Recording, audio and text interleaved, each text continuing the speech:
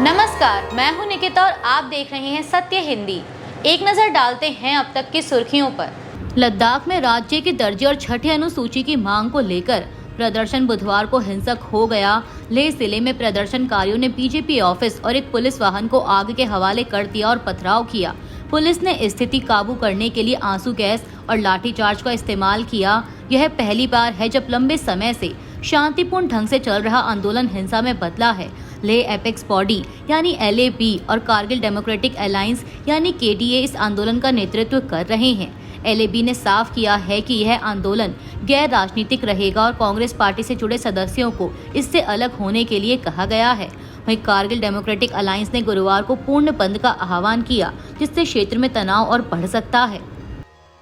बता दें कि लद्दाख में यह हिंसा उस समय हुई जब क्षेत्र पहले से ही भूख हड़ताल और शांतिपूर्ण प्रदर्शनों के कारण चर्चा में था। लेह और कारगिल के निवासियों ने एकजुट होकर अपनी मांगों को केंद्र सरकार तक पहुंचाने की कोशिश की है, लेकिन हिंसक झड़पों ने इस आंदोलन को नया मोड़ दे दिया।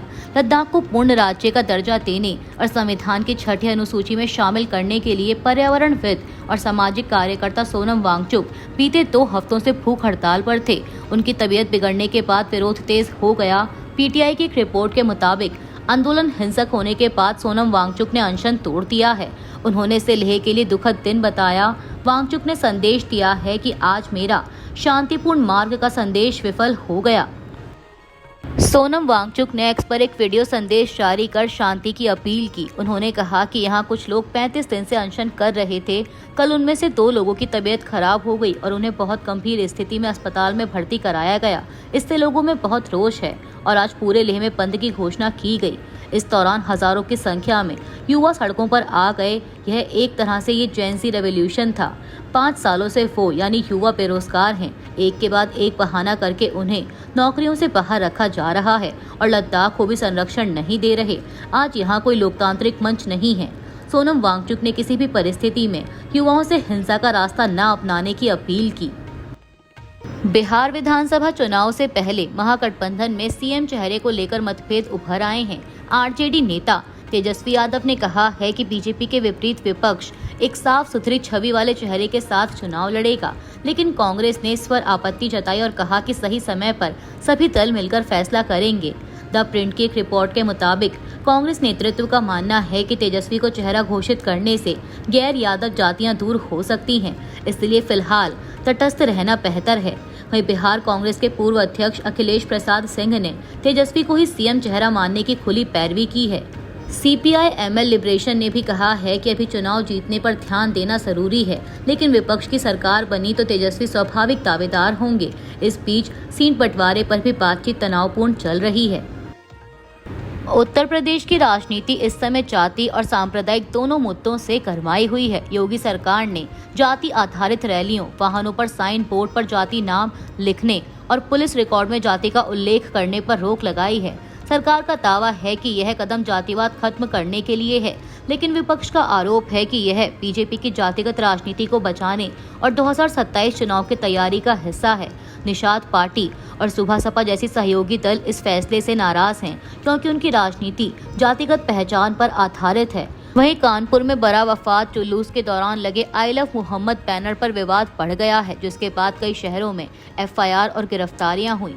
ओवैसी ने कार्रवाई की निंदा की है। राजनीतिक विश्लेषकों का मानना है कि सरकार विकास में विफल रही है और अब जाति व धर्म को भड़काकर चुनावी रणनीति बना रही है। सवाल यह है कि यह चाल बीजेपी को फायदा दिलाएगी या यूपी को और विभाजित करेगी। कांग्रेस अध्यक्ष मल्लिकार्जुन खड़गे ने पटना में चल रही CWC मीटिंग में PM नरेंद्र मोदी और केंद्र सरकार पर जमकर निशाना साधा। खड़गे ने कहा कि जिन्हें प्रधानमंत्री मेरे मित्र कहकर शेखी बघाड़ते हैं, वही आज भारत को कई मुसीबतों में डाल रहे हैं। मल्लिकार्जुन खड़गे ने कहा कि हम ऐसे समय में बैठक कर रहे हैं जब भारत अंतर्राष्ट्रीय और राष्ट्रीय स्तर पर बेहद चुनौतीपूर्ण दौर से गुजर रहा है। उन्होंने कहा कि अंतर्राष्ट्रीय स्तर पर हमारे समक्ष जो समस्याएं हैं वे प्रधानमंत्री मोदी और उनकी सरकार की कूटनीतिक विफलता का नतीजा हैं। CWC मीटिंग में कांग्रेस अध्यक्ष मल्लिकार्जुन खड़गे ने कहा कि बिहार में NDA की अंदरूनी कलह अब खुलकर सामने आ गई है। बीजेपी नीतीश कुमार को बोझ मान रही है। उन्होंने यह भी कहा कि बिहार के लोग भाजपा का धार्मिक ध्रुवीकरण नहीं चाहते, वे विकास केंद्रित राजनीति चाहते हैं। मल्लिकार्जुन खड़गे ने दावा किया कि 2025 के बिहार विधानसभा चुनाव मोदी सरकार के भ्रष्ट शासन के अंत की शुरुआत होंगे।